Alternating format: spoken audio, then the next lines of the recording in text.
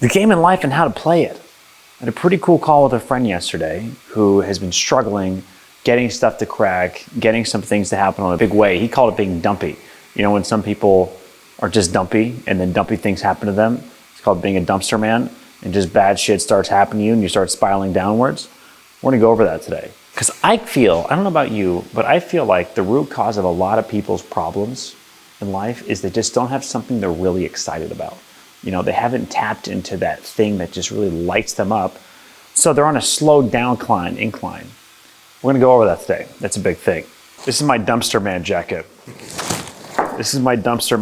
Because today we're talking to dumpy people. Look, I even have a thing that says Pete the Dumpster Man. It's my name tag. It's my bandage on this. You know, funny story about this. I got this jacket in Stockholm. It's ridiculous. It's retarded. People would laugh at me all the time for wearing it. But I thought it was really funny because I just exited my skincare brand. I literally had millions of dollars in the bank account. And I thought I was just gonna walk around Stockholm just like a dumpster man. I was like, this will be hilarious. You know, I'll be the rich guy in a dumpster man outfit. That'll be hilarious. Guess what? One of the rules with the game of life and how to play it is this thing called boomerang, which you're constantly putting out, you're coming back in. And let me tell you what, for some reason, when I started wearing this jacket, life started going downhill in a big way. Suddenly, that's when I had my huge loss in crypto. I lost 95% of everything that I owned in crypto. Some kind of negative things just started slowly happening to me. And I ended up in my own little rock bottom moment in Stockholm, Sweden, where I had no job, no team, no product, no nothing, in the middle of nowhere living in a hotel, and I just lost 95% of the money that I made. So this kind of shit, I don't care if you feel like a dumpster man, I'm not gonna relate to you because this is how you begin to attract some bad shit. And there's other things you can do to attract bad shit, and we're gonna make sure you got it dialed in today. We're gonna go over the basics. But first, check out our studio setup coming along.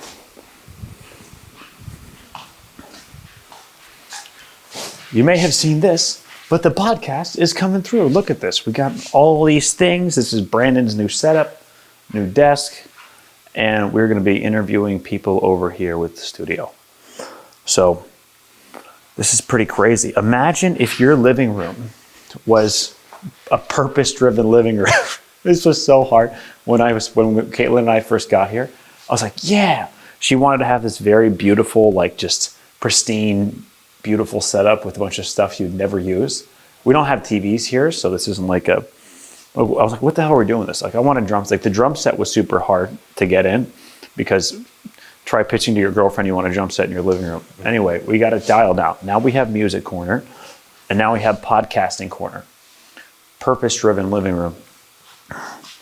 Let's go. We're gonna leave that piece of shit back there. Okay. I picked up this puppy last weekend at a gym fair. Come closer, take a look at this thing. It's literally a fucking crystal made out of like King Arthur's sword, right? It's literally if like King Arthur and Jesus had a sword baby and came together. Anyway, I saw this, it was really expensive, but I didn't even ask what it's made out of. I don't even know what it's made out of. All I know is that it has like warrior for God vibes. And this is like a vision board for me. It's really cool that it ended up on this stone thing, because it just feels like it's being pulled out of the earth in a big way. And for me, this is really important because it has the feeling of warrior for God vibes, which reminds me of like, what am I supposed to be doing? What is my mission? It's almost like a vision board for me, like something where it just reminds you. Art pieces are incredibly important, but I don't know why people just do random freaking art pieces that have no meaning. Like, I like to get things that really just remind me of some deep purpose inside of me. And I think you should do that too. Like, I think everyone should have their walls covered with art that really brings out the best version of them.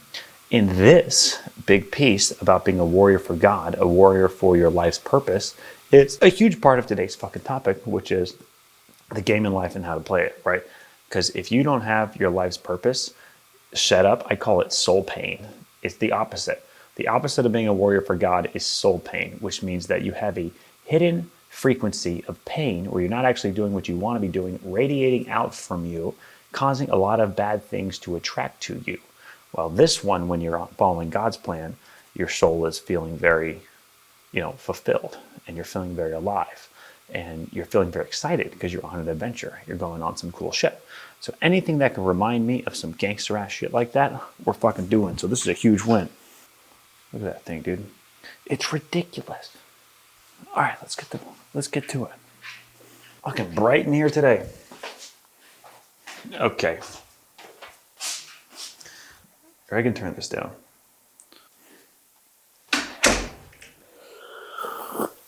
All right, bro, the game in life and how to play it. Let's get clear about some things really quick. There's a great book by Florence Shin called The Game of Life and How to Play It. This woman is freaking wise beyond belief. And she really reveals a lot of the secret messages that a lot of us know. The first one being is that the game of life is a game of boomerang. And whatever you've been getting in life is what you throw out there. And we put together, I had a big talk with my friend last night. I was feeling dumpy and had all these bad things kind of happening to them. And I've recently had some crazy experiences where I've entered in, new doors have opened to me that I have never even seen coming. And a lot of this is caused by following God's plan. And a lot of it is caused by, putting out positive value to the universe. And that's what I want to rip on really quick for a second. So let me go. Bing, bada, boom. We got a frick another Christmas tree. Yeah, they came in and decorated my office last night. Isn't that hilarious? Look at that. We got a unicorn. We got Goku sitting right there as an action figure. And we got a little Christmas tree there just to bring the positive vibes.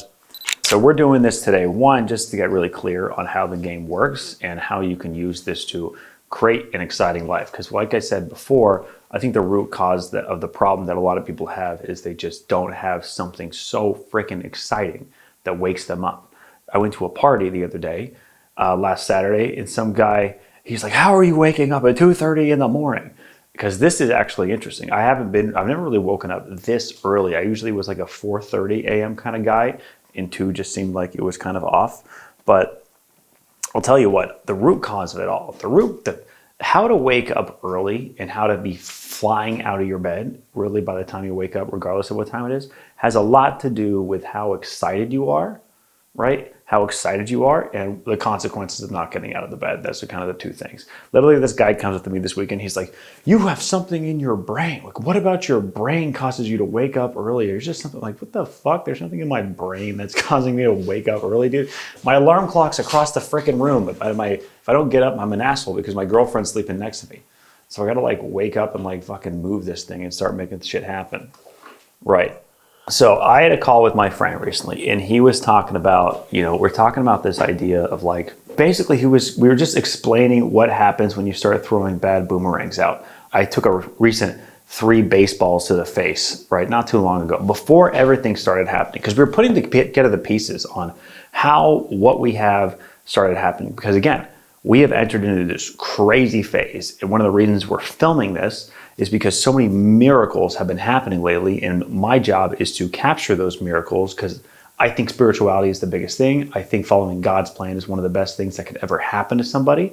So I don't want to talk about it. I want to show it, and I want to help like capture a lot of like things that are happening.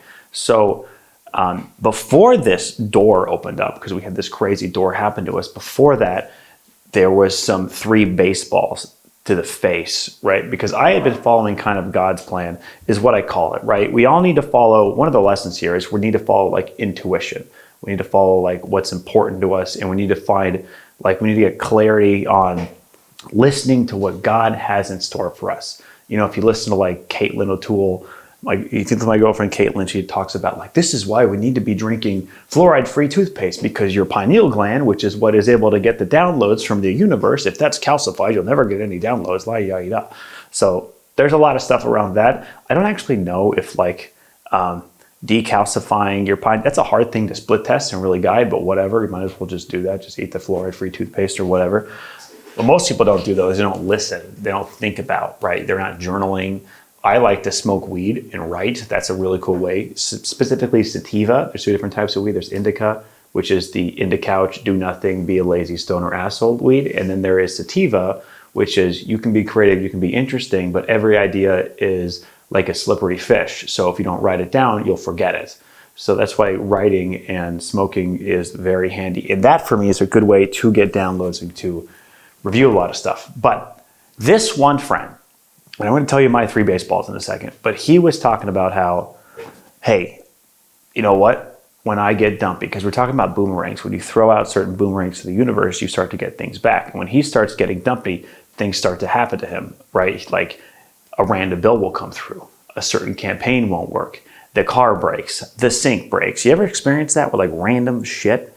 Just like negative things just start coming back to you.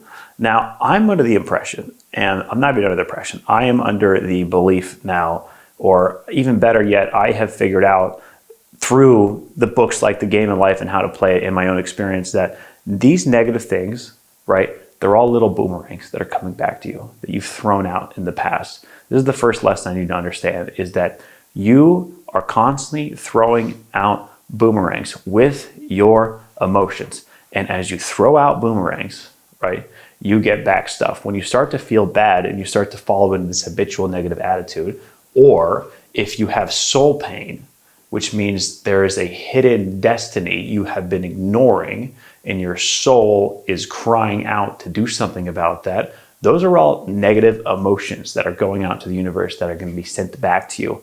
And they begin to appear as the basic things. As you're falling down the rabbit hole, because you begin to fall down this like slow cycle. People are either going a little bit up or a little bit down. But in order for people to go a little bit up and find something that unlocks them an amazing life, typically they have to go on their journey, because people have this journey of going downhill in a sense, and nobody stops going downhill until one, they hit a set of standards, right? A set of standards that you have, or two, they hit rock bottom.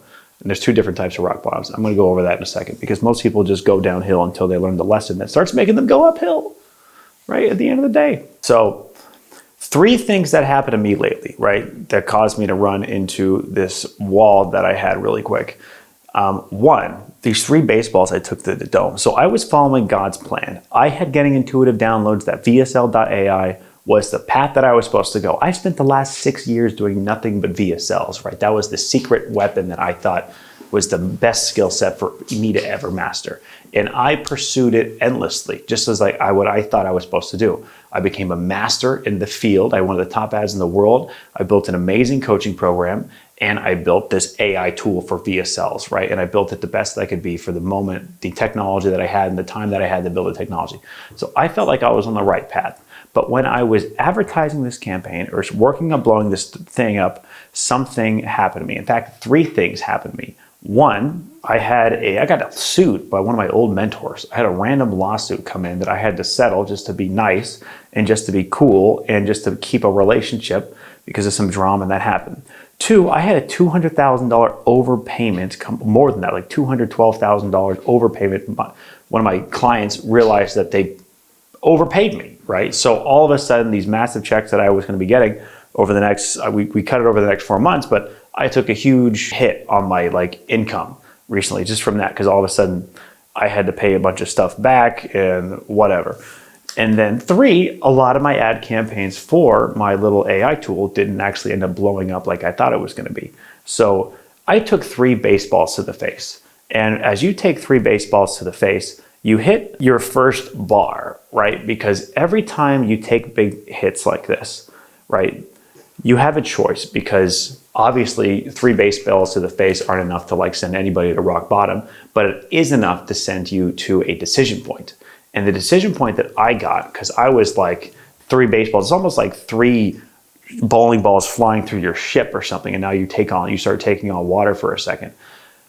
For me, in that moment, things were starting to get stressful. Things were starting to get hairball. Things were starting to be like, do you believe in abundance or are you worried? Which one is it? Because these kind of emotions are what you get out. These are the boomerangs you are deciding to throw out to the universe. Do you believe in abundance, or do you believe that things are going downhill? Do you think that things are going uphill, or do you think things are going downhill? I remember having a decision because it felt to me, usually when you have these things happen to you, but you're following God's plan, there's typically and you're mostly positive, your general attitude is positive and you're putting out positive vibes, then typically there's a lesson you probably haven't learned. There's a lesson that the universe either, 1, told you to do, it already told you to do this and you're ignoring it, or 2, it hasn't told you to do it and you're looking to learn a lesson. So when I hit these 3 baseball faces, I remember having a decision that I had to make. I had to decide, am I going uphill or am I going downhill? Which one is it? Because 3 baseballs to the face. Which way are we going to go? Are we going to go uphill, motherfucker? Or are we going downhill?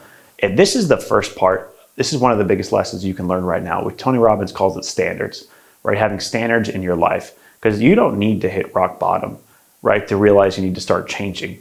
You don't need to go into $50,000 in debt to start changing. 0 could be rock bottom for you, or like something else could be rock bottom for you. Just going downhill, the knowledge that your life is going downhill could be enough of a rock bottom for you to turn around, right? And for me, that's where my standards are right now. So when things started to be like, which way are we going?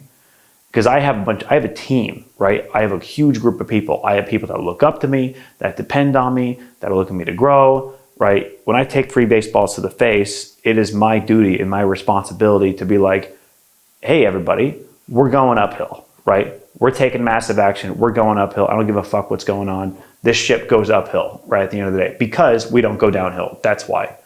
That's the whole thing. That's the standard. We go uphill. Even if we take a hit like this, we go up. So through that purpose, right, through that situation that happened, and there's different directions, because if you don't decide to go uphill, you start to spiral downhill into like victim mentality, and you start throwing even bigger boomerangs out to the universe that start to cause even worse things to happen to you that become even negative. You actually start becoming so good at throwing shitty boomerangs out to the universe. These boomerangs are like a skill set. You know, when you're negative, they're small. When bad things happen and you become even more frustrated, they're big and you throw even big shit. And then rock bottom is really you getting smacked in your own fucking face with the boomerang that you threw out to the universe. At the end of the day, you're like concussing yourself with a bam thing that fucking smacks in your head. So the lesson that I had to learn with this whole thing was back into coaching, really, which is kind of one of the reasons why we're filming this in the first place. I had hired Wes Watson to coach me, who, by the way, is the best coacher of coaches in the world, one of the most dominant men in the world for creating men too. He really just creates fucking gangsters and role models that are worth listening to. And then he shows you how to monetize that. So Wes Watson, I hired him to teach me how to do coaching because he is the richest fucking guy doing this, and he's changing the world in a big way. And one of the things that he taught me is this way to add value to the world, the specific few things that you have to be doing daily that can help boost value to the world and help people. Because that's part of his thing. You're lifting people up and you're helping, inspiring other people in a cool way, and you're showing up for them in lots of different ways that can inspire them to show up for yourself. Wes's style is a lot about, I'm gonna live the biggest, dopest, most amazing fucking life I could ever imagine to show to people that you can live the most amazing, dopest life that you could ever imagine, which I'm all about that shit. He goes at it in a very aggressive way, which if you don't do it, he'll just beat the shit out of you, right? That kind of stuff, which I like. I'm a huge fan. I've always wished that somebody was like smarter than me and successful than me and in better shape than me and just living a bigger life than me, just telling me how fucking fucked up things are in my own life and how much I need to fix, how what actions are messed up, because that's the real kind of friends you want in your life. You want people who are worth listening to, right? Who are willing to put you in the right way. Now, you should never care what anybody thinks. I mean, you should care what some people think, but the only people you should care about what they think about are people who are where you want to be. That's kind of my thing. I know a lot of people struggle with, like, you may struggle with caring about what other people think, like going on camera or whatever. Let me tell you what, if you don't have the fucking life that I'm looking to create or any results that I'm looking to create, I don't give a shit about what you think at the end of the day. That's the whole thing. You better have something I want. You better have jets. You better have a 9-figure business. You better be doing way better than me. You better have a way killer body than me in a specific area. If you don't give a fuck. I don't give a fuck what you think, because your thoughts just get you to where you are. And if you don't have anything I want, then you have nothing that I can learn from you at the end of the day, besides for what not to do. That's the only thing that you would be listening to them, is their advice and what not to do. Anyway, so in my situation, right, and I'm going to dive into what happens like in other situations, because I've had 2 rock bottom moments before. I've been evicted twice. I've had my car repossessed in the past. I'm going to go down what happens if you decide to go down that road. But in my situation, I had to learn. I hired Wes. He taught me this thing that's now on the back of my phone, this little morning routine. I'll tell you about what it is in a second, but it's a way that I add value to the world consistently and throw out positive boomerangs back to the world. That way, good things start happening to me. So Wes Watson taught me this ability to do certain things in the morning, like share a positive quote as soon as you wake up. do a morning routine, like to show you waking up and doing badass stuff, which is kind of what this is. This is the morning routine thing that Wes Watson told me to do, and show the greatest story of all time, right? I've got a fucking badass Aventador. I live in this cool place. It's not about showing off, but it's about showing up as a role model who is able to bring value to other people's lives, living the life that they want to live, so that the wisdom lands and they begin to listen, right? Without these things, no one would give a fuck at the end of the day. No one that I can't move people the way I want to move people without the dope shit. Right? He teaches me how to do Ask Me Anythings on my Instagram to help other people. Anyway, he taught me a ton of things I could be doing every single morning, but I had been either one, forgetting them, I put them in a place I would never see it, and forgot to do this as a daily to-do list. And after learning this lesson, because when I get hit by 3 baseballs, if you're a warrior for God and you get hit by 3 baseballs in the face, right? There's probably a lesson that you ignored. At the end of the day, there's probably something you ignored. There's probably something that you should have been doing that you left. And this is the universe slapping you around, looking for the lesson at the end of the day, looking for like what you kind of need to fix to change anything. So I started going through the morning routine. And again, I'm going to talk about what happens if you ignore this in just a second and you decide to go downhill. But before I do, I went and changed. I was like, you know what? Fuck it. Wes Watson told me what to do. Right? I got to add more value to the world. I got to start inspiring more people to get in my coaching program, because we're doing this startups, and I just got hit with this other thing that was funding, like I was getting 6 figures a month on autopilot to this other thing. And now I've taken like a few month break where I'm not making 6 figures a month. I'm just making a couple 5 figures on autopilot. Right? But anyway, so I had to go back in my coaching thing and help grow people there and help inspire someone there and help it show the world that people are still winning through media buying, because a lot of my students were blowing up. I had a lot of students that were going crazy inside of the program. That's why we put together this morning routine on the back of the phone. You can see it. So people use the front of their phone all the time, but the back of your phone is a really cool place. So I like putting, this is like kind of my purpose kind of stuff on the back of my phone. So this is Wes's $2 million a month blueprint. Now, I'm not going to tell you how to do a coaching program and how to build a coaching program. If you want to learn that, you can hire Wes Watson. He's the best in the world. He's $3,000 a month, or he's got a discount for the year. I'd take something like that. Anyway, but my daily habits that I have to do are morning routine, workout video, which is what we're doing, right? That's what this is. We're still crushing what Wes told me to do. This is the boomerangs, the positive boomerangs that I'm throwing out to the universe.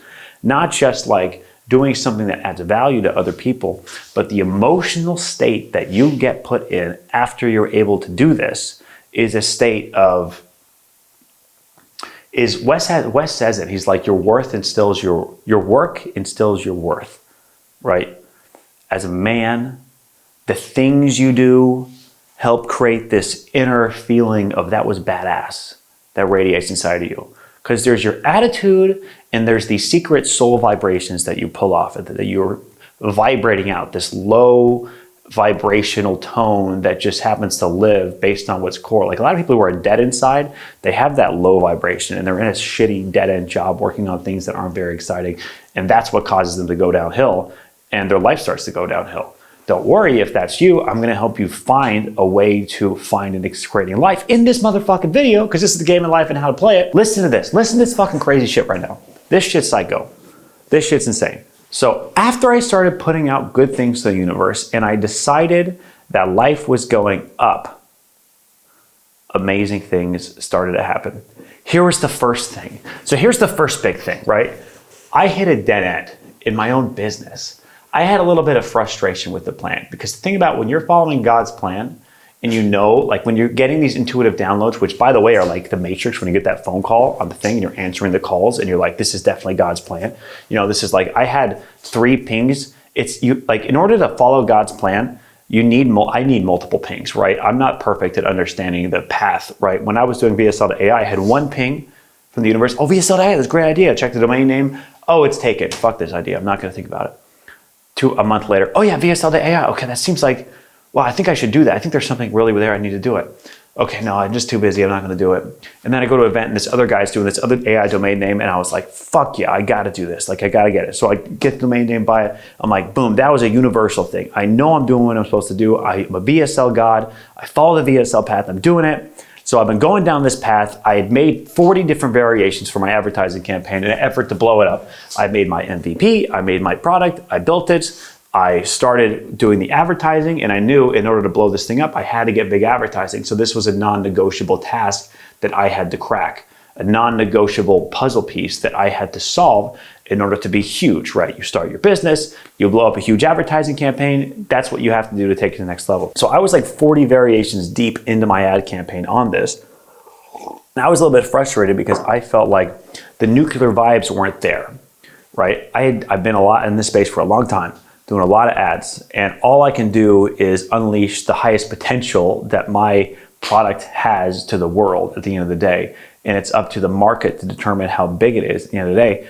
And it's up to me to do many variations. So my quote is, you got to do 40 variations to make a win. You can make a bad advertising campaign into a good advertising campaign, but for some reason, the niche of VSLs did not look like it was going to be G700 approved, right? Which is like the giant fucking jumbo jets over here that we have on the desk. That's our game plan, right? We're going big or go home.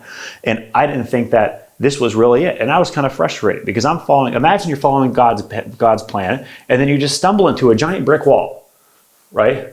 A giant fucking wall where it's like, okay, bro, I did my turn, right? It's your turn. I made it to the brick fucking wall that you sent me to, right? I'm following God's plan, and there's a giant fucking wall right here. I'm like, all right, bro, like, what do I do? It's your turn, right? This is, I did my job. Now I need you to like step in and fucking tell me what's going on here because I can't get over this brick wall, right? Regardless, it didn't really matter, right? Because regardless, I knew I was supposed to be here, and regardless, I knew there was a way to make it work because that's why I'd been sent here. God doesn't send me to fucking things that you're not supposed to overcome eventually or things to solve. He's always got lessons for you. And in this situation, the way the house came together and everything about Laguna came together and everything about my team and my business we've been building, it's all signs. They're God's plans. Miracles are often signs of God's plan at the end of the day. Like that's why you need to be looking out for these situations and be recognizing dope events in your life. That way you can attract more dope events and know that you're on God's plan. They're dead giveaways.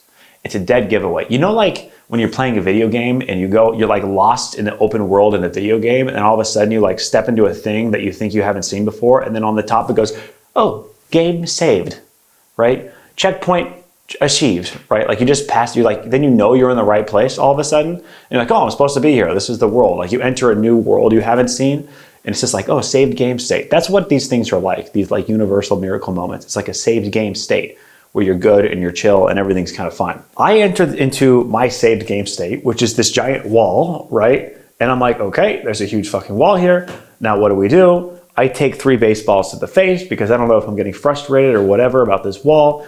And then I start to do the lesson. By throwing these boomerangs out to the universe starts throwing boomerangs back to me. They start coming back to me in cool, positive ways. And let me tell you what fucking happened, right? In front of the wall, the impossible wall for me to climb over in this stage of my life, right? Suddenly, to the left, a fucking rock gorge just opens up. Like magically, like a magical little path opens up before me. Or almost it could be described as a phone rings next to me or something like that. A phone rings like the movie in The Matrix when Neo's in the office sitting there and it fucking rings. He's like, hello? It's like, this is Morpheus. Come with me. I'm like, what the fuck? Right? That kind of situation where it's a dead end, which is most people's lives. It's a dead end. They can't see an exciting thing. And by the way, I understand that if you're in a dead end space and you can't get excited, I'm going to get to how to be excited in a second. But a lot of being excited is actually manifesting something that's actually exciting to you that begins to make it easy for you to radiate positive energy and easy for you to throw out amazing boomerangs, right? And let me tell you what happened to me. While I was standing in front of the wall, a phone rang and something crazy happened, right? So I had a friend come over to my house in Slave Valley. He's one of my best friends. His name is Sean Wells. He owns this massive business. I told you this story already, but I'm going to wrap through this again just so you understand.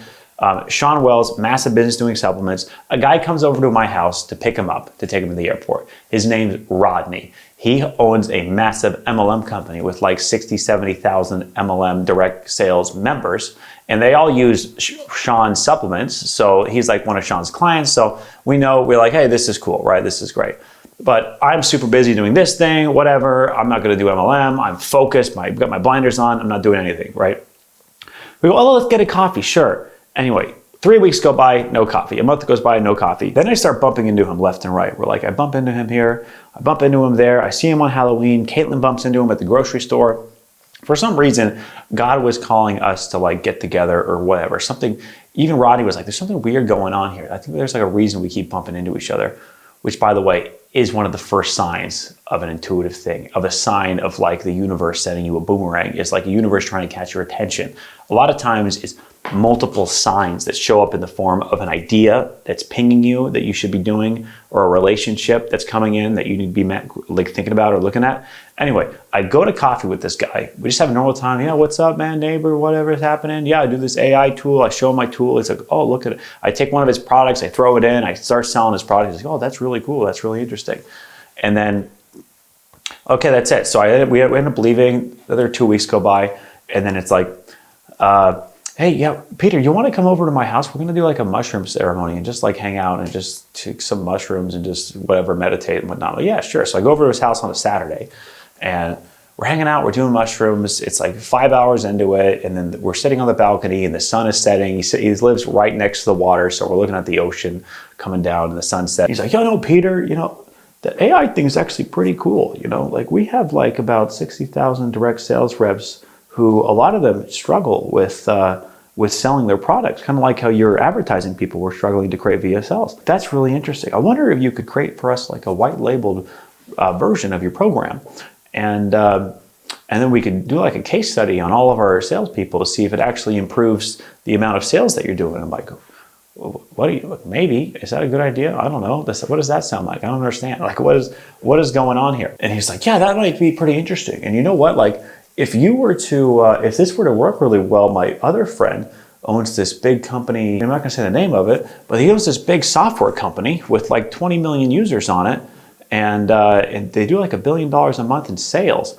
I'm like, what? And he's like, yeah, you know how like Zelle, you know how like you log into Chase Bank or Bank of America, and there's like Zelle, which like everyone, all the banks have it, and you can just like send money to random things. Like there was this software that all of a sudden everybody used that because it was plugged inside of the banks. He's like, I wonder if we can take your tool and plug it inside of this guy's software, because all the MLM people in the world, when they log into like an account or whatever, that's the software that all the MLM companies are using. They have like one software, and these people have 20 million people using this software with 180 different MLM kind of clients out in the world. And yeah, you could just like, I wonder if we could just plug it in, because my friend is like the president of the company. Like, would you be down to do like a deal, of equity deal, where we would like partner in this whole thing and we try to blow this thing up, because AI is getting these crazy valuations. I'm like, what are you talking about? Where I'm like barely putting these things together. But as I'm coming home, I'm starting to realize like, holy shit, you know, this is some crazy stuff I'm thinking about it. And this was really interesting because I started having like an identity crisis, right? This is usually when things happen to you, right? A lot of times they show up as weird. They show up sometimes as scary, right? For most people, in fact, it shows up as really scary. It's like this big terror barrier, right? Because it's about unknown fear that they have, unknown pain, their uncertain pain about certain opportunities that scares people away. But this was starting to get really weird. But this was an identity thing for me, because I had been a sales guy for the last 6 years. I committed my life to be a seller for the last 6 years, and I don't fuck around with getting distracted on stuff, right? I'm about being focused and being disciplined and being in the zone on certain activities. And I've been doing VSLs every day for the last 6 years. And what this guy was telling me was that, hey, he didn't want me to be the sales guy anymore. I had been working on cracking my sales campaign, and he's telling me, no, we can just get clients for you. I'll be the sales guy for you. I'll put it on this platform for you. You just build a dope product. So that started to become crazy exciting. But you know what? As things continued, things started spiraling upwards, right? Because when you start throwing positive boomerangs out to you, good things start happening. I get on a call, I make like this white labeled version of this, because we could just copy our software, make a white labeled version in 2 seconds, really fast, really easy. Then I get on a call with their team, and all of a sudden their teams are meeting, everything's starting to get integrated really quick. Suddenly I show it, because this sounds hypothetically really cool, but one thing is interesting. When we showed up to view some of their top leaders inside of their multi-level marketing company, a lot of them had their minds blown. In fact, one guy was like, you may have just created something that'll revolutionize the direct response industry, pioneered something. I'm like, oh my God, right? Because when you think it's crazy is one thing, but when you see the people who would use it think it's crazy, that's a whole nother thing. So that started creating this different level of excitement. And I tell my friend, this product developing guy I met in San Francisco, who's this really badass, been in AI for 10 years, been in big data for 10 years, been working with like Microsoft and Apple and all these huge, crazy companies. I met this guy in San Francisco and he was an advisor for us. And he's like, bro, that's amazing. Let me jump on board with this. So all of a sudden we had these top MLM people say this is amazing. And then I had top AI people say this is amazing. And they started jumping on board our team. And then another miracle happened. Right as this guy jumped on board, I had to jump on another call with this MLM company's C-suite executive tech team who knows all about all these different things. And I was so confident in this thing. I was like, yeah, I'm gonna have my guy come on the board.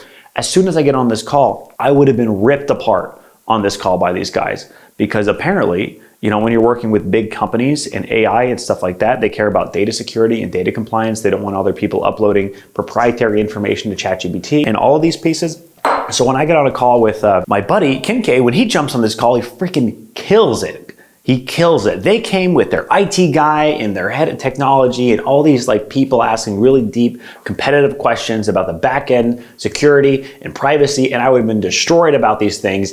But all of a sudden, this guy that I met, who just joined me last week, jumps on this call and completely dominates the entire call. Completely just freaking looks like a genius, brings his other guy who's a CTO inside of our company, and they just completely crushed the whole thing, talking about vectorizing information and creating large language models that are locally stored on your computer that aren't connected to the internet, so you can have all your proprietary information safe and separated between different companies so that everything would be good and vectorized and stored in whatever, whatnot, all this crazy shit, using multiple large language models so you're not dependent on just one source like OpenAI. You're not a wrapper. You're creating actual value and you're fine-tuning these machines to be really good at the use case that we're doing.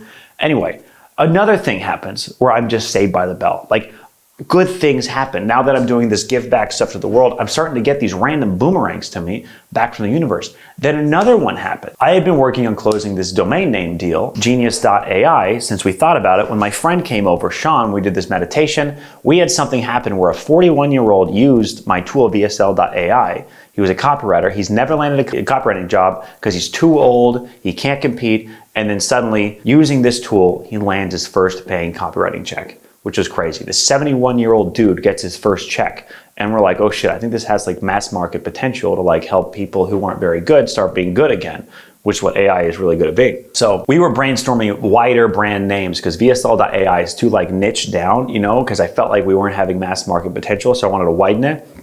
We did a lot of research and we found that the genius idea is really what this does. AI is about making people who aren't very good into sudden geniuses really quick. They're really good at certain things. So we put out a bunch of domain name buys. We found this domain name genius.ai. It was taken. I put out an offer and the guy wanted like $1 million for it. He wanted $1 million for it. We were going to give him $1 million. We didn't have $1 million to just cash out, give him just the whole thing. So we told him, hey, let's take equity of the company, like, yeah, whatnot. He looked at the opportunity. He was like, no, this doesn't work. Then, after this new opportunity came up, we sent him an email back, and he's like, oh, this is actually interesting. I want to be a part of it. So we closed the deal. Suddenly, this deal that's taken 2.5 months to get completed, one day on a Sunday in my car, talking to this guy for a half hour, figuring out what would make him happy, because he's had this domain name for 3 years. It's one of the most valuable AI domain names in the world, genius.ai, making things a genius with AI. It's like, seriously, one of the most highest leveraged domain names. We put together a deal, $600,000 and a point of equity on the board for this thing. And we closed the deal. And suddenly, all of a sudden, we have the most gangster domain name on the board. So positive boomerangs are beginning to come back, that are beginning to come into my life and add some cool value and things like that. Not only that, Awaken the MLM company, they're going to be reselling the tool also, so that all their 60,000 people, or whoever actually ends up working on selling it, probably about 5,000 or 6,000 people, right, on average, they're going to start selling the tool. So all these people will be our salespeople. So that's the thing about multi-level marketing people, is all their people are on the ground. They're about building communities and networking and doing that kind of stuff. So that's the kind of shit that begins happening. And that right there, story, is the biggest thing that's ever happened to me. That's the most exciting opportunity that's ever happened to me. That's the coolest thing that's ever happened to me in general. And that's why I'm waking up super early and flying out of the door. So there's a lot of other things I want to rip on, specifically what happens when you don't answer the call and you decide to go downhill. But we got to get going to the gym, so I'll tell you about this in the car. Bam, that was a long rip on this whole thing. Yeah, so just to recap, that's what good things begin to look like That's what boomerangs begin to look like as you start to align with what you're supposed to be doing, and you're starting to get your attitude into a positive, kind of abundant place where you feel good. The attitude, again, is about throwing out positive boomerangs that begin to come to you in certain ways. And you can now manifest an exciting life. What I'm talking about in this Game Alive and How to Play thing right now is manifesting a life where you are super excited, because now I have this. First up, anyone can manifest something they're super excited with in their life. Anybody can do it, and you must do it if you want to live a live, full, fun life. And when I'm talking about how to do this, I'm talking about understanding your life's purpose, your soul's purpose, your destiny, getting in tune with that and taking action on that, and adding value to other people's lives. This is like an ethical practice I'm trying to teach you right now, or I'm teaching you right now. I'm not even trying to do it, I'm doing it pretty well. I'm teaching you right now, and that's about building people up. That's about adding value to the universe, right? If you do good things, the universe will help you do good things to you, right? Which is what that to-do list is. If you send out positive vibes, you're gonna get positive vibes back in different forms of appreciation, right? Now, I do wanna have a caveat here, because a lot of people will just be like, okay, I'm just gonna spend all my time helping people and do stuff like that. Listen, it doesn't work like that. You have to be moving on your life's purpose and helping people at the same time. You can't just do one or the other. Most people get caught. In fact, helping people can often be an avoidance thing, but I'm gonna get to that in just a second. Before I do, let's go back to what happens if you don't answer the call, right? Let's say I got hit with 3 baseballs in the face and I didn't answer the call, and life continues to go downhill, right? You start to continue to move downhill. Now, typically, the only reason why people don't answer the call is because they fall into victim mentality, right? Me saying that I'm going uphill because I decide to go uphill is basically me saying that I'm the one in control of my reality, in control of my destiny. I'm the one in control of things that are happening. And because I can control it, this ship's going fucking up, right? It's gonna work because I'm gonna make it work. That kind of attitude is gonna fucking go up because I'm gonna make it go up, because we don't go down, we go up. People who don't have that frame fall into the other frame, which is victim mentality, right? Victim mentality means, woe is me, it's not my fault, things are bad, and you start to spiral downhill. And what that means is these things that are happening to you suddenly become even worse, and you start throwing out bad boomerangs, even bigger and worse boomerangs that start coming back to you in even different ways. One of the things that begins happening to people is what I call negative reinforcement. And you see this with a lot of people. You've probably experienced this one yourself. You open a laptop, you're losing money, bad things are happening, things are sucking. You close the laptop, you're like, fuck, that was kind of it. Right? The next day you open the laptop, pain happens, bad things happen, bad news left and right. You're seeing red on your screen. You don't want to open the laptop, you come back. Next day open, worse things happen, a worse day happen. You start to develop a negative pain to what you have. And listen, when you start to getting this negative pain, the last thing you start to want to do is wake up early, right? The last thing you want to do is go work on your goals, because it's freaking painful every single day and you're getting beat up. In fact, every time you do anything, it hurts. Every time you do anything, you're getting beat up, or left and right. Bad things are kind of happening, and that's kind of spiraling you down even worse and worse and worse. It's this negative reinforcement. Then this different level of procrastination begins to show up in your life. A lot of people think they're lazy and think they have a procrastination problem. They really don't. What they have is a pain avoidance problem. What they have is they've landed themselves in a situation where things are so painful, right, that they just can't take action. So they're doing all these other things. They don't want to work. They don't want to do these things. And that's a lot of people's situation. It's just they've been stuck in this pain avoidance kind of situation. They're afraid of taking action because it's been so freaking painful for them to take action. And that begins to spiral them down even worse. So if you are stuck in a place where it is very painful to take action, first off, you're not alone. It's not your fault. If you think that you're lazy, most people aren't actually lazy. They just have lazy goals, lousy goals. That's kind of the thing. They don't have anything excited. Again, the root cause of a lot of these problems is you don't actually have something excited in your life, and you begin to go downhill. And again, what we're talking about here is stick around, because I'm going to help talk about how to manifest that thing in your life. Because before we do that, we're going to the rock bottom place, right? Because I want to show you what happens if you keep going downhill. So there's 2 different types of rock bottoms.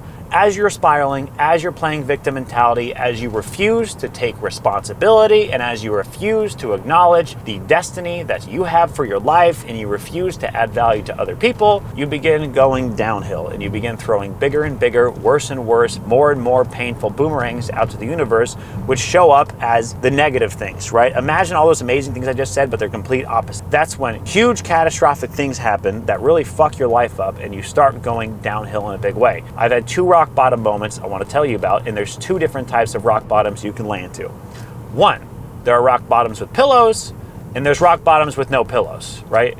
That's the first thing you realize about rock bottom. So the first time I hit rock bottom, I was living in San Diego. I had basically just couldn't make rent, and I got evicted. And I decided I was going to move back to my parents' house. I mean, I just remember feeling really defeated and just destroyed and just failed as an entrepreneur. It was really bad. And it was just back to the parents' basement in the middle of the woods to go learn a lesson. And it wasn't that bad because I was going back to my parents' house, right? I had people who would take care of me, right? It was like I didn't have to freaking be homeless or anything.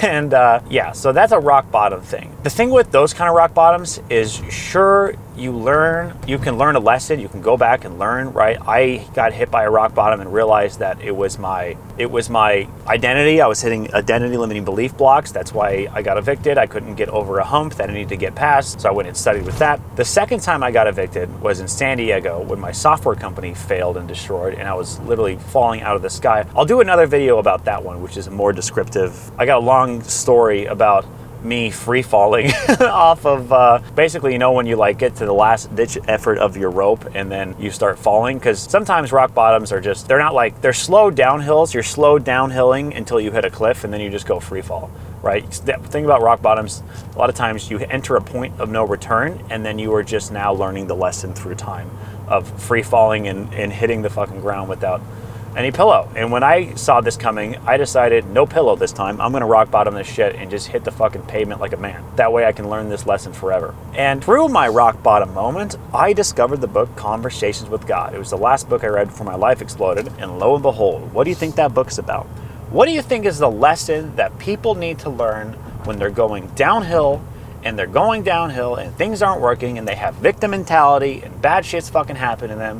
What do you think the lesson is to learn in the game of life and how to play it? The lesson is you control your reality. Everything that's been happening to you are boomerangs that you've been throwing out to the universe and are now coming back. And the energy behind the boomerang is what lifts you up or smacks you in the fucking head with a baseball bat or whatever. And everything that you've happened to you, you've created with your own life. If you haven't read the book Conversation with God, it's a story about an old man who looks up into the sky, or he just broke his neck, he just lost his job, his relationship failed, he looks up in the sky and he goes, "Fuck you, God, you motherfucker, you piece of shit, what the fuck is up with that?" I think everyone can kind of vibe with that feeling of just like, you son of a bitch, there's no God, if you're real, fucking answer me. And he's looking up at the sky, he's like, why has life gotta be such a struggle? Why does money always have to be tight? Why do relationships never work? What's up with fucking that shit? And here's this voice, do you really want to hear an answer to that? Yeah, I want to hear an answer to that. And this whole book is him just literally writing back this conversation with God. 4 days, he writes a book in 4 days. This book goes on to do tens and tens of millions of dollars in sales, in book sales, like tens of millions of books sold on this fucking conversation. And I pick up this book, and it was the last book I needed to read around the idea that I'm controlling my own reality. And at the bottom of the barrel, at the bottom of the pit of the rock bottom moment, the moment you begin to turn around is the moment you begin to realize that you created this whole thing, you're responsible for this whole thing, your emotions created this whole thing, and the only way out of this is throwing positive boomerangs out to the universe and starting to radiate the energy you so desperately wish you had. That's what this whole thing is about. That's what gratitude's about. It's about radiating the energy of thank you, God. Thank you for putting me here. Thank you for giving me this wisdom. Thank you for everything that's happened to me. Thank you for this scenario in my life right now. And you begin to attract other things. It's by recognizing the great things in your life, you begin to attract other great things in your life. It is by taking actions that build other people up and are aligned with your life's purpose that begin to generate the inner soul vibration of like goodness out to the world that can begin to attract other things back to you. that is the lesson you kind of learn at the bottom. And specifically, some of the languaging, some of the things you say to yourself are the real big reasons why you haven't manifested. Because of course, we speak in words and thoughts, and the thoughts in your head are often aligned with thoughts of lack and thoughts of I don't have it, and the thoughts of like things aren't happening, or thoughts of want. You know, if you want something and you need something, you will do something. Those are all ways to tell your brain that you don't actually fucking have it. And those are ways to tell the universe not to send it to you. In fact, you are telling the universe to send you something. You're telling the universe to send you a life where you continually want it, and you continually need it, and you continually will have it, right? All situations where you don't actually have it. All situations where you're creating a life where it's not happening and it doesn't come true, you're always one step away, it's always moving away. It's like that dragon who just moves away from you every single time and you just miss it. So when you're able to learn the lesson, first thing to understand is when you've been going down this negative rabbit hole and you've been a grumpy dumpster diver for so long, your brain is stuck in a lot of these grooves. Your brain and the neurons in your brain, when they fire over and over together, it becomes easier and easier for things to fire. That's why people who have been depressed for so long have such a hard time feeling happy, because they just haven't fired those neural connections in so long. Now, victim people will think it's impossible for it to fix them, but people who are responsible will understand you can do it. You can fix this. It's a lot like having grooves in a vinyl cassette, right? When you play a vinyl cassette and you can imagine the pin and the cassette and it's just digging a hole in these grooves, once you've been doing it for so long, it's very strong at doing these specific holes. So getting out of it is very hard. It's a lot like standing on ice, because you move the groove to something positive and then it slips back into something negative, right? So that's why you have to habitually begin practicing on changing your mindset to be able to consistently hold this. That way you can start to generate more grooves and it becomes easier, it becomes natural, start to become happy for no reason. Anyway, hold that thought. It's time to hit the gym. It's a new.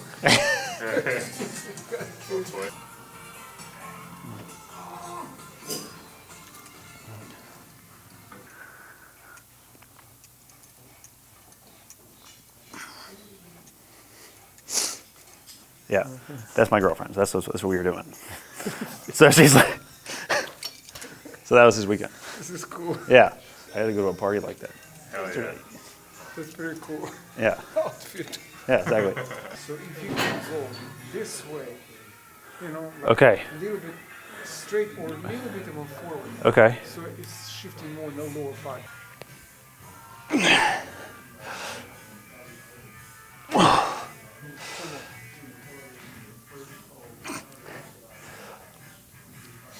Yes, nice.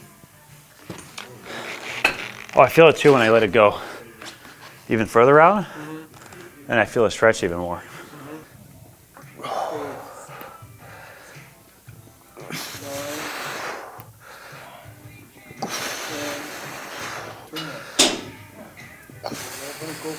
Go. Keep the butt down. Press bench with your back. One more. Go. Breathe. Yeah, there we go. Nice. Yeah, that was a good one. Okay. That's 135 that we're struggling on. Slow and controlled. This is number 4. Suppose so. Yeah, we're on 135 pounds. I'm feeling like a big kid today. When are we gonna get to 225? Huh? When are we gonna do 225? 225 soon. Hey, five minutes we'll be doing it. It's heavy though. This is his workout. My arm workout, yeah. Is it? Like that speed? Yeah. Slowly. Okay, so you're moving. Yeah. See how I'm moving? Yeah, you're not going very slow. No. It's like that. But make sure you do this. See how shoulders going back. Good. 3 more.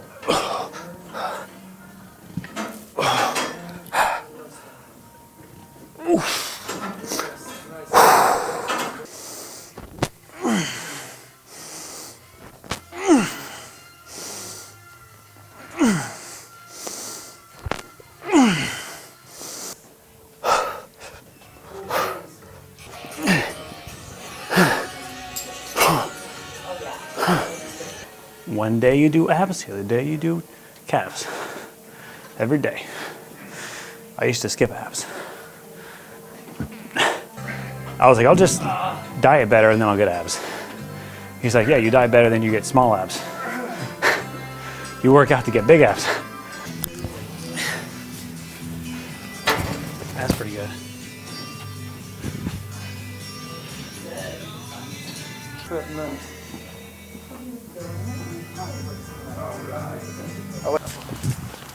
Okay. Boom, solid workout. I guess what's next is we got to talk about how I got out of that rock bottom situation. All right, so we talked in the car, we hit the rock bottom on the way here, and we ended up with finding your purpose and also adding value to others. So sending out positive boomerangs in the form of positive things, positive energy out. You must radiate the fucking vibe that you want to experience. So on my friend's floor, right, because I decided not to move back into my parents' basement. I decided if I was gonna hit rock bottom, I was just gonna hit it head on. So I was heading downhill pretty hard. I'll tell you the specific catastrophic story of slowly falling off of my rope in another video, but just to get to the point, I ended up sleeping on a friend's floor, cockroaches running over me, all this stuff, finding this book, Conversation with God, and I go, okay, it looks like I'm controlling my reality based on the thoughts I've been using. I was using words like want, in need, I wanted to be rich, I need to be rich. That's why I was repelling any opportunity that would help it happen. So I was constantly manifesting a reality where I didn't have it because of the words I was saying and the vibrations I was putting out there, right? I was bringing negative things to me. In order to attract the things, I had to begin saying it like I now have it. This thing is mine. I had to start speaking like I am a rich guy. I'm just trapped in this broke guy's body, but my inner soul is like a rich, successful dude. So in terms of finding my purpose, I had known that the skill I needed to learn was media buying. That was the skill I needed to learn. In my last job, got myself on the right bus, but I sat in the wrong seat learning business development. That's why I started to crash. I didn't start to crash, but I just got sidetracked into the wrong niche. The wrong business development wasn't my thing. I needed to learn media buying. But I got sidetracked and I started a software company while I was sidetracked, and that's when I went way downhill because my soul said I needed to learn media buying, and I did off and did other shit. So I had to go catastrophic rock bottom until I realized I needed to get back on the right track. In particular, I need to get in the right seat on the right bus. So I started saying words as if I began naturally having them, because you have to feel like you already have it. So I had to feel like I was already in the right seat on the right bus, and I had some amazing thing that's happening to me. So I began putting this out there and started to focus on the amazing things in my life, focus on what I was excited about, and focus on a life where I was able to kickstart everything back together, sell something for like $3,000, get myself a new scooter, get myself a new apartment, and get my life back on track, back in the right direction. Eventually, I find a job at this media buying place, in part of the lesson that I learned when I was going downhill. When I was going down the hill or reading this book was, I heard that quote again, you are the average of your 5 closest friends. Now, this is really interesting because at that particular moment, I looked into my life and I was like, yeah, I'm an entrepreneur, all my friends are entrepreneurs. But then, when I looked a little bit closer, I realized I'm an entrepreneur, all my friends are entrepreneurs, but all my friends are broke entrepreneurs, and I'm the 6th broke entrepreneur in the crew of broke entrepreneurs. Nothing against them, but I wanted to make $1,000 a day on the internet. Who was I hanging out with that was making $1,000 a day? Nobody, right? Nobody. So now that I got on the right path, I ended up calling around. I found the most badass team. I teach this in the fastest way to 6 figures, the 6-figure fast lane.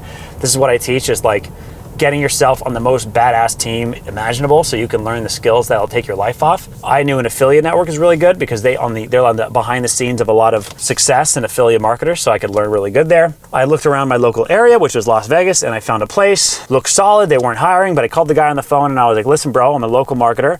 I'm actually thinking about not doing what I'm doing right now, and I'm looking to get a job as a media buyer. Could I like come in and meet you for a coffee or whatever? And the guy said yes. His name was Kevin DaVinci out of XY7 Elite. They called him the Click Father. I was looking for a mentor who I could work with, someone who could guide me. While I'm there, I decided to go on this side quest. What I start to think is some of the value that I was putting back out to the world on this side quest, which was I need to put together a group of people who are all making $1,000 a day on the internet so that hopefully I could become the 6th person in the group of 6 people to make $1,000 a day. So I started looking locally in Las Vegas for people, figured out there's not enough people around the neighborhood, so I decided to make it a Skype group where we'd all meet up once a week and shoot the shit on native advertising, which is what I was doing at the time.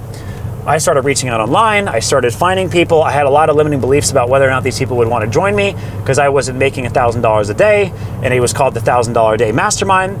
But lo and behold, what I discovered was nobody ever asked me if I was making $1,000 a day. It was hilarious.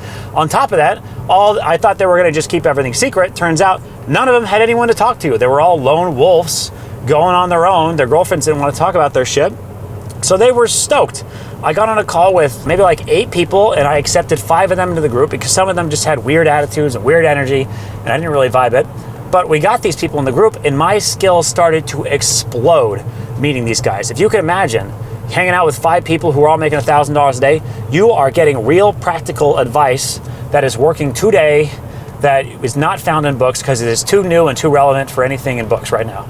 Right? And I was reading a lot of books. I could say that with confidence. My skills started to explode, and 4 months later, I hit my first $1,000 a day, right? Feeling like I was right on track, feeling like I was blessed, feeling like I was exactly where I was supposed to be, which again are clues from God. When you recognize the miracles of you getting something happen, everything starting to kickstart, and you pick it up, slowly positive things start happening, right? You start going into this other world. Like when I was telling you stories about all the lucky things happening with my AI company today, Genius AI, the same thing was happening like that. All these little things. When you're not a grumpy dumpster man, right, positive things will start coming to you, and you begin to snowball in different ways. Like you begin to get stronger, like in the gym. You begin to get better boomerangs coming back to you, giving you back better advice and better kind of value. That's what was beginning to happen to me. I made my first $1,000 a day. And then something amazing happened. The story doesn't end there. I thought, damn, if this worked for $1,000 a day, I wonder if this can work for $10,000 a day, because that shit would be fucking amazing. What's the difference? Why does money have to change anything about how this rule does? It doesn't change the rule. The rule is still the rule. Through my finding these 5 guys, I had discovered another guy who was balling out of control. Like he was ripping in Lambos, he had girlfriends with big titties, he was living in mansions, all this big bougie life that as a young 25-year-old I was stoked about, right? Super stoked about all these things. So I hit him up and I was like, hey bro, I started this mastermind group. It's for a bunch of guys making money on the internet. I saw you and I thought you'd love to join because you just sit down and you don't have to say anything. You don't have to teach us anything. You can just enjoy hanging out with us on once a weekend. He's like, fuck your stupid group. No, I'm not joining your stupid fucking group. I'm like, why not? He's like, you're just going to take all my ideas. I'm like, you don't have to say anything, dude. Just hang out with us. You don't have to say anything. He's like, I'm not joining your stupid group. Go away. And then the next day, he hits me back up. And he's like, I'm not joining your stupid group, but my business partner says he's down to join your group. Like, what? Apparently there's this, like, he likes mansions and Lambos and all those things, and there's this other guy who likes planes and living on islands and, like, being super low-key. You would never even know even existed. And he decides to join my group. And he's funny, and we're getting along, and we're just vibing out. And then I start to crack this campaign on native advertising for a nootropic supplement, right? While I'm inside this group, I'm starting to do pretty well. But my current boss that I'm in, we started to spend a lot of money per day, was too stressed out with the amount of money that we were spending. We were hitting his uncomfort zone, my mentor, his own uncomfort zone, and he decided that he wanted me to stop advertising because this was too crazy for him. And I wasn't making a crazy ton of money, but I had spent like $70,000 and then like $80,000 in sales in a month. So I was spending like, I don't know, $2,000, $3,000 a day. And that was a lot for him. He wasn't like used to it. So he stopped my campaign. And then my other mentors, the other guys that I met in the group, he's like, hey bro, why don't you come for work for us? We know what to do with this. We know what to do with this campaign right here. I'm like, holy shit. So I'm like, bro, can I go sleep on your couch to like learn this on Facebook? He's like, no, you have to prove that you can crack it on your own, and then I'll talk about sleeping on my couch. And I'm like, okay. So we're working really hard, and after 2 weeks, we ended up cracking this monster campaign on revcontent.com, selling this nootropic supplement when things started to blow up. And these guys were killers at Facebook ads. And I was like, I want to go learn Facebook. I want to take this shit to the fucking next level and really blow this off to the next level. Can I go sleep on your couch and go learn how to do this? And they're finally like, okay, fine.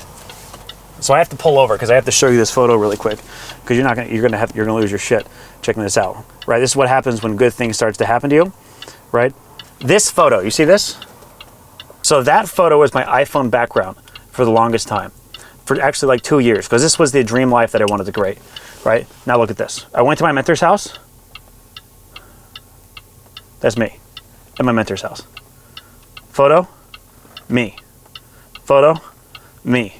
Okay? You see that? It's fucking me. That's me, dude, right there. Isn't that insane? Oh, yeah. Look at this. Dream, mentor's house. I literally manifested myself straight into the fucking picture, right? Straight into the picture. Not only that, I go there to learn, things start taking off, campaigns start to blow up, right? I get really excited. One of my dreams was that I wanted to live in the Caribbean one day. So here's another photo. This is a picture of windows that I taped here so I could feel like I was working in the Caribbean, right? That was a picture of windows. Next thing I know, the business partner that I met, he's like, hey bro, I married this girl who grew up in the Caribbean. Next thing I know, do you want to come with us? I'm like, sure. Next thing I know, I'm living in the fucking Caribbean. Balling out of control, bro. Jumping off of cliffs. Bought myself a jet surf, giant ass fucking electric motor surfboard that goes surfing around. Hanging out with girls on a laptop on a fucking island, right? Life just fucking exploded. Meeting hot Swedish girls. That was the front of my house. Isn't that insane?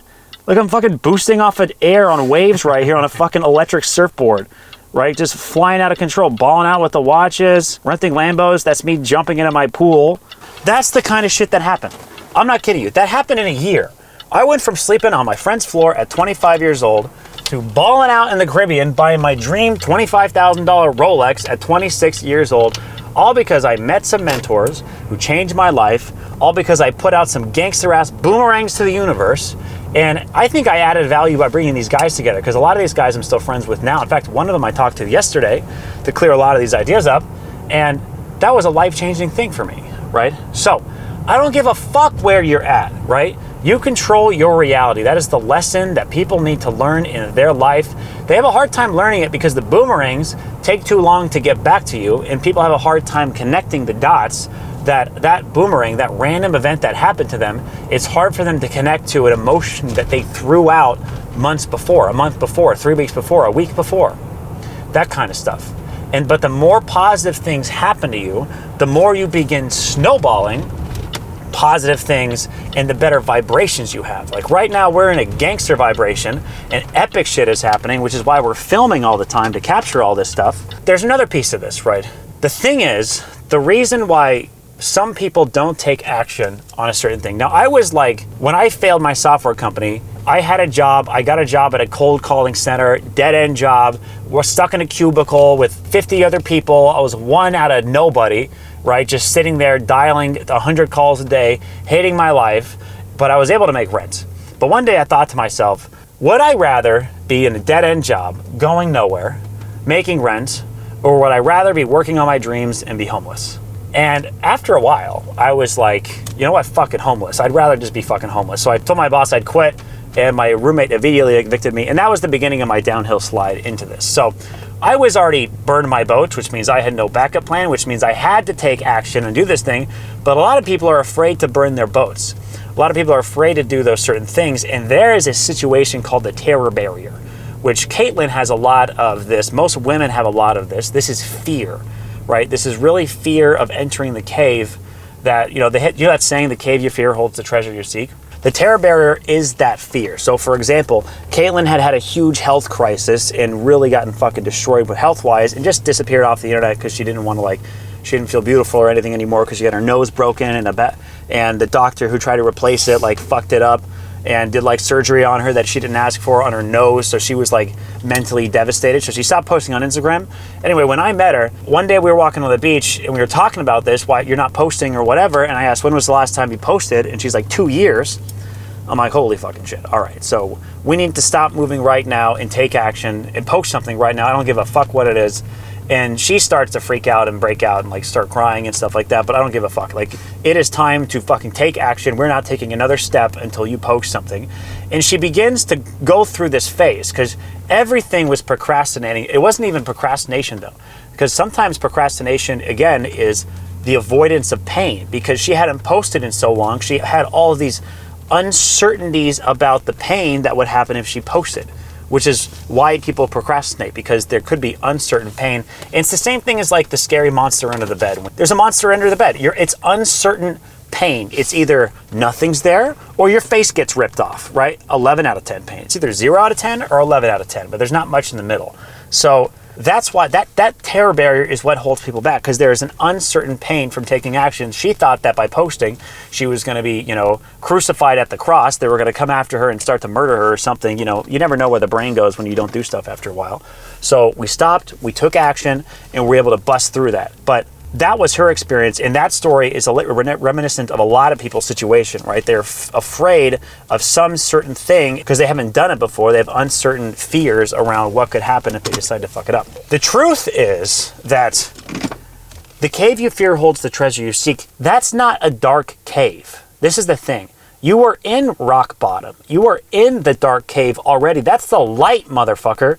You were afraid of the light. That's what it was. Her posting on Instagram is her life's purpose, bringing back and giving back to other people, putting their face out there. There's nothing to be afraid of when you're adding value and helping people's lives, right? There's no one that needs to like you, because anyone who's doing cool shit is going to think your cool shit is cool, right? Anyone who's like negative and putting it down is going to think it's lame. We don't give a fuck about what those people think because we don't want to be like those people. So the terror barrier is actually the opposite. It is light. Because we're going into a bright, light, exciting world, right? You've just been trapped in the darkness, right? It's like the story of the people who are trapped in the cave for 20 years and then they go out, like they see the light for the first time. The light is scary, but it's actually light, bro.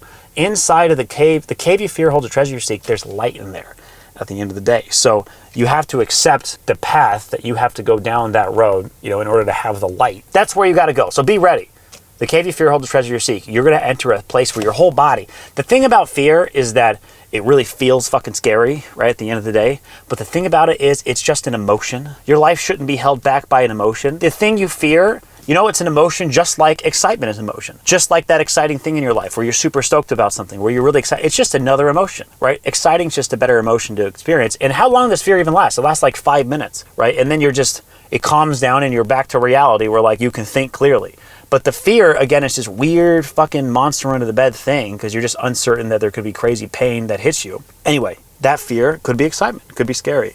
Either way, the best reason why you want to do something is really just to see what happens. That's the end of the day. Just enter the cave just to see what happens, because the reality is you really don't know what's going to happen.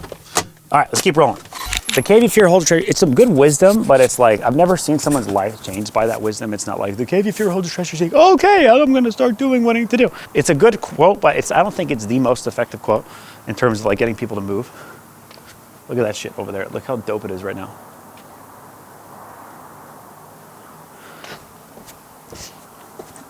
All right, now we got to go eat. We left the waterfall off again. We're going to eat, and then we're going to recap all the shit we learned today. I'm going to recap it with you. I have a picture drawn out. I'm going to show you a kindergarten simple picture to help you see these little life paths. All right, so you saw the cars, right? Let me give you the update now. You probably want to see the update. We've come a long way since the since the basement, since sleeping on my friend's floor. Let me give you the update on what we're rocking with now. Oh, goddamn, bro. It's been an update. I wonder if it's unlocked. Doors up, panties down. Jesus Christ.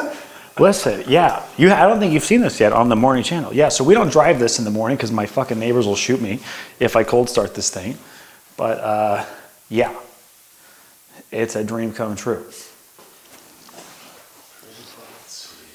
This was the coolest. This is an Aventador S. It's got the SV body kit. It's a 2018, 700 something horsepower. It's the coolest one in the entire country. I was on Auto Trader. It was in Texas. I found it in Texas. Basically, when you're getting your dream car, you got to go all the way. And the last car was a Huracan. I've had 2 McLarens, and this was the next level. This is called the Daddy Lambo. So it's an Aventador S, which means it has the rear wheel steering, which makes daily driving it great. You know what was so stupid? Was they fucking told me, I wanted to daily drive this car. They told me how stupid of idea it was to daily drive this car because of how janky and crazy it is.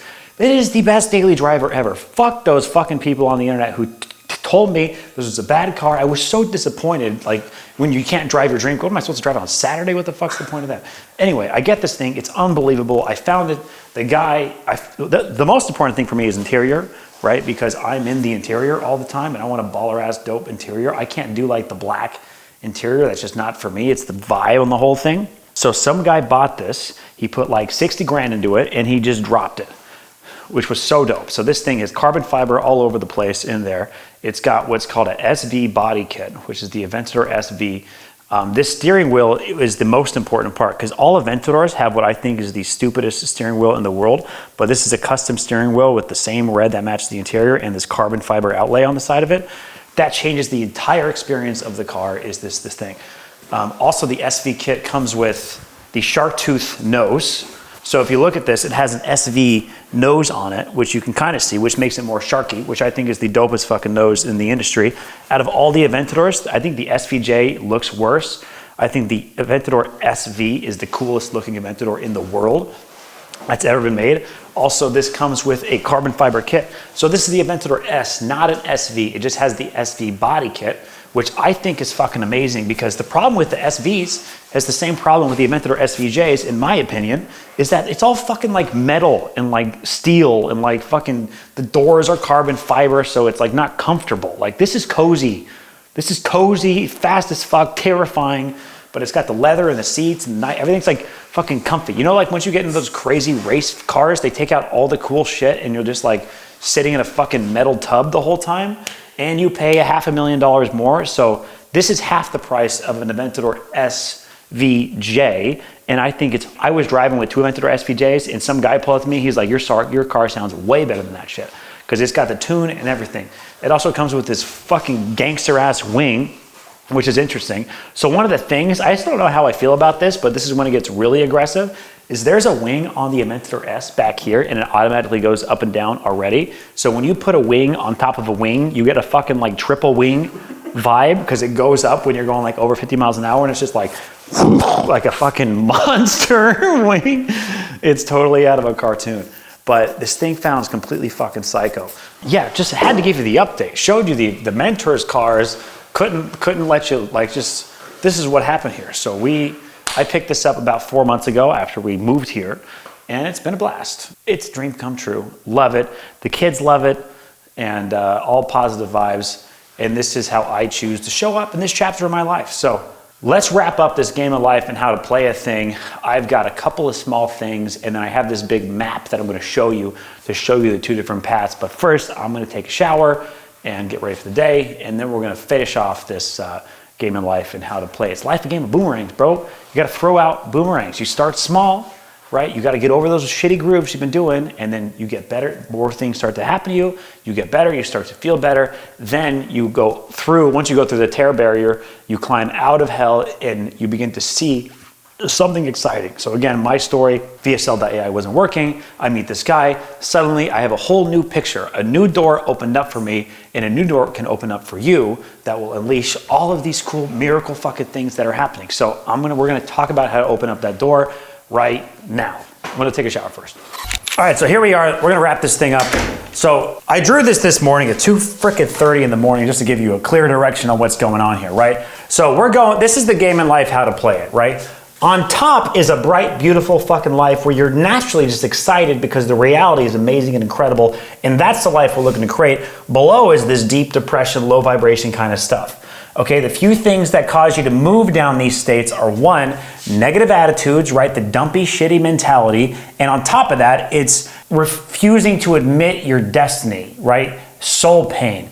Your soul is struggling, your soul is pain. There's this radiating vibration. If you ever enter business, you're not doing exciting things, you just get numb, you get so stuck with trying to do your own thing. If you're stuck in a dead-end job, this is soul pain, right? You could be helping people. And in fact, a lot of people use helping people to distract themselves from the reality of doing this. So helping people on its own is not the right way to go. You have to help people and go after your life's purpose at the same time. 2 storylines happen here really quick. This is it. This is where everybody starts. Right? You go down, if you're feeling dumpy, you hit this kind of first stage. This is where you have an option to either learn the lesson. This is your standard. Are we going up or are we going down? What are we doing? Right? And 2 stories go on here. 1, you learn the lesson, right? And then now you can come back up. So that's the first storyline. Most people, like what I did, so this is my example with like VSL.ai. I was kind of doing the thing, I had baseballs, but I had standards that picked me back up. I was following God's plan, so I didn't have to do some crazy freaking cycle to get back to some miracle things where a new door opens up that I never even remotely saw was coming, creates this incredible new life of a whole new future I didn't even realize, right? That was the story arc that kind of just happened in a nutshell. Now, if you don't answer the phone call, right, which is more of like you get the phone call like the Matrix, if you decide not to do it, you decide to keep falling down here to rock bottom, right? Where you get victim mentality, you get pain reinforcement, which means the more you do, the more painful it is, and you start to avoid it, certain things you have to be doing. Because it's painful, you're not actually lazy, you're just, pain is actually happening to you. You're sending out bigger, more painful boomerangs out to the universe, and you are getting hit with even worse and worse shit now that you're going down this road.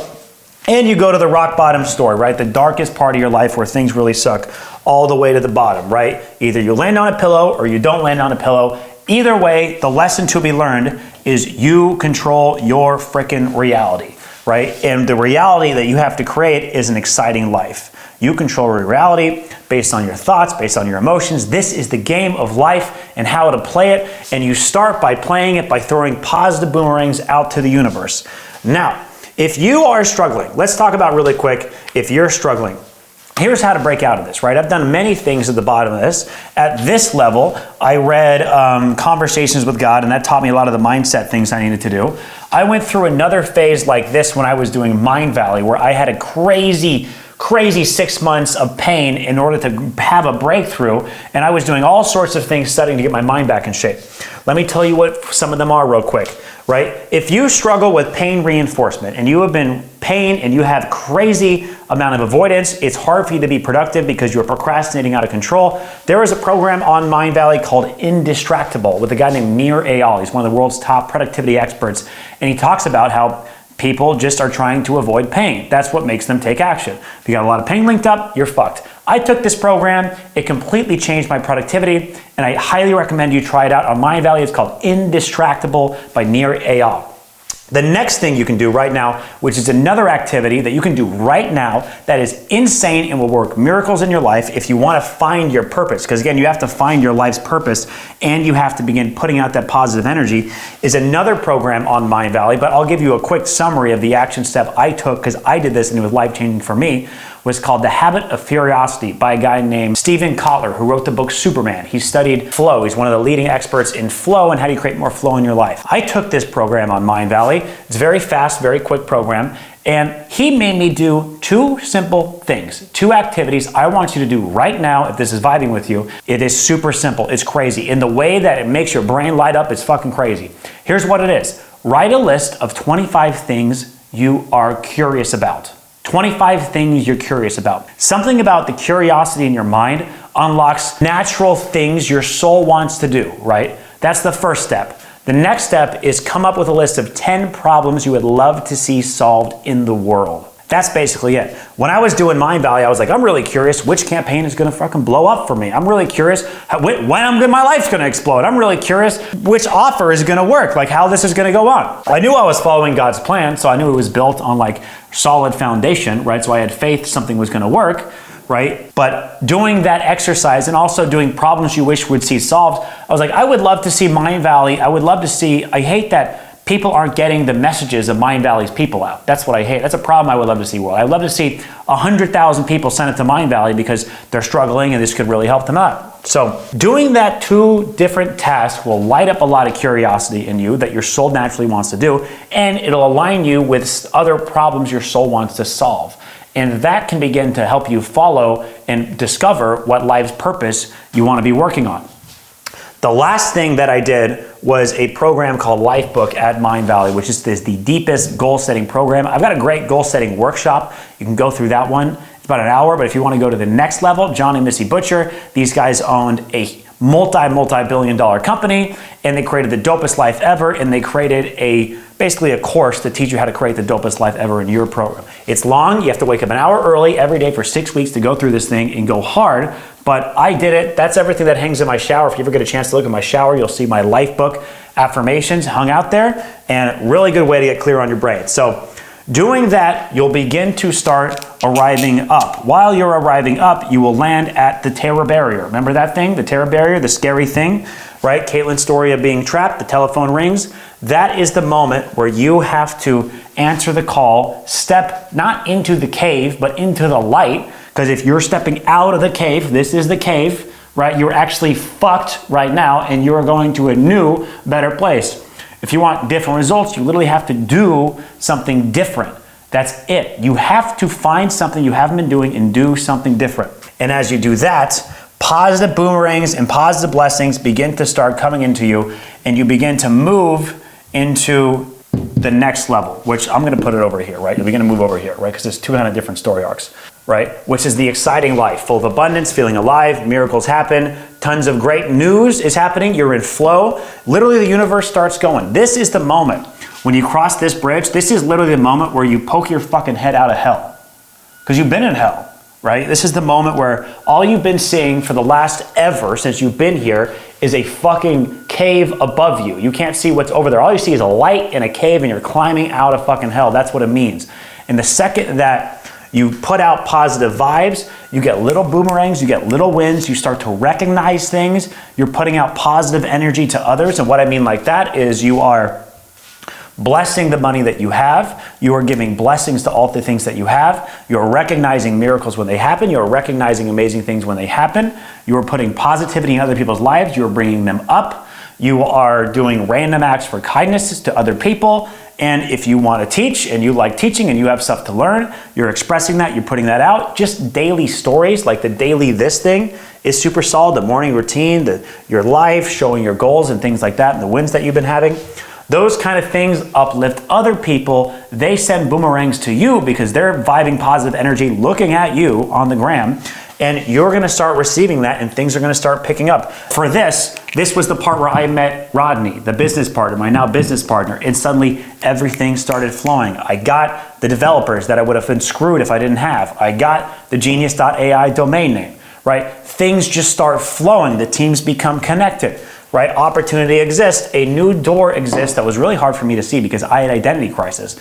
I had to change and let go of a huge piece that I had been doing for the last 6 years. It's crazy. So that is the game of life on how to play it, right? Don't be a grumpy, dumpy garbage man, postman, right? You'll only start going down and you have two options. Which path are you gonna go? Are you gonna learn your lesson, find out what you have to do, or are you gonna have to go all the way to rock bottom and fucking figure it out down there? Either way, I've done both of them. I highly recommend just recognizing the baseballs that have hit you in the face and being like, life wants me to change, life wants me to do something, just learn the lesson. Then hit it, and then take it off to the next level, right? Few other things you can do, right? One of my favorite affirmations is, God, thank you for making the path easy and clear to see. That's the most important part, because you're gonna be missing some things here and you're gonna have a little bit of lack of clarity. So honestly, thank you for making the path clear to easy to see. There's a great other affirmation is, when I wake up, I will know exactly what to do. Say that to yourself before you fall asleep. When I wake up, I'll know exactly what to do. Thank you for making it clear and easy to see. Thank you for all the blessings in my life. Look at yourself in this future abundant kind of vibes. We can go deeper that in a later video, but that is the game of life and how to play it.